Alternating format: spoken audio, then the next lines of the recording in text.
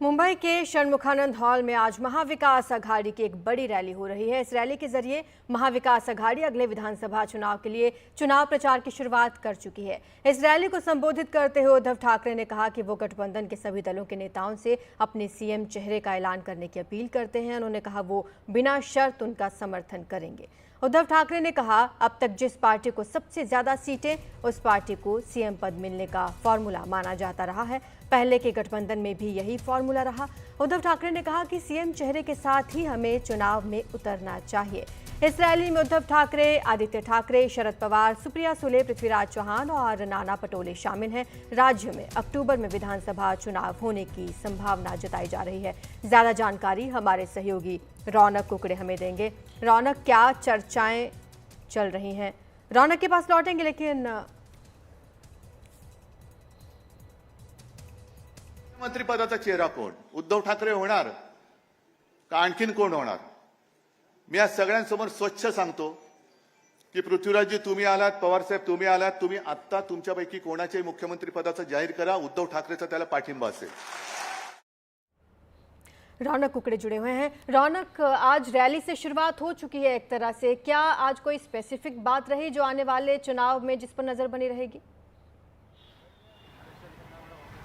जी देखिए आरजू, अगर मुख्य तौर पर देखें तो जिस बात की अटकलें कल से लग रही थी कि शिवसेना, खासतौर से शिवसेना यूबीटी पार्टी ये चाहती है कि सीएम पद को लेकर, सीएम पद के चेहरे को लेकर महाविकास आघाड़ी के नेताओं के बीच स्पष्टता आनी चाहिए। जनता में भी इस तरह का मैसेज जो है वो साफ तौर पर जाना चाहिए। उद्धव ठाकरे के मन में लगातार पिछले कई दिनों से, जब से उनका दिल्ली का दौरा हुआ है, तब से वे लगातार उनके नेता इस तरह के बयान देते रहे। और आज खुद जब महाविकास आघाड़ी की पहली जॉइंट रैली विधानसभा चुनाव को देखते हुए मुंबई में हो रही है, तो पहले ही अपने भाषण में शुरुआत में ही इस बात का मुद्दा जो है उद्धव ठाकरे की तरफ से छेड़ दिया गया कि महाविकास आघाड़ी का सीएम पद का उम्मीदवार कौन होना चाहिए। इसको लेकर चाहे कांग्रेस पार्टी हो या फिर शरद पवार की पार्टी हो, वो अपना तरफ से नाम का ऐलान करे, उसको समर्थन जो है वो उद्धव ठाकरे देने के लिए तैयार है। लेकिन इसी बीच उन्होंने ये भी बात साफ कर दी है कि इस तरह के फॉर्मूले का कोई मतलब नहीं बनता कि जिसके ज़्यादा विधायक आएंगे उसका जो है मुख्यमंत्री होना चाहिए, क्योंकि अगर ऐसा होता है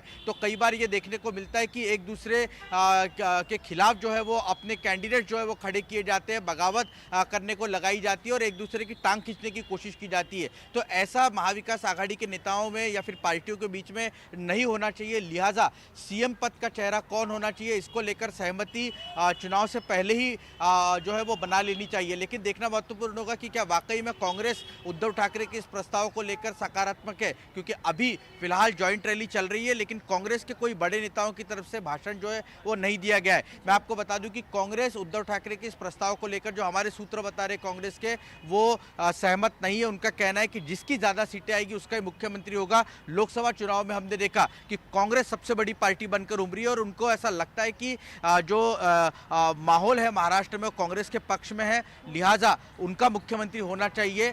ऐसे में अब देखना होगा कि क्या इसको लेकर, इस सीएम पद को लेकर महाविकास आघाड़ी के अंदर ही कोई रिफ्ट जो है वो आने वाले दिनों में देखने को मिल सकता है। इस पर सभी की निगाहें टिकी होगी। जी बिल्कुल, शुक्रिया आपका रौनक इस तमाम जानकारी के लिए। तो ना सिर्फ महाविकास अघाड़ी बल्कि महायुति के लिए भी यही सबसे बड़ा चैलेंज है कि सीएम फेस पर किस तरीके से सहमति बन पाती है।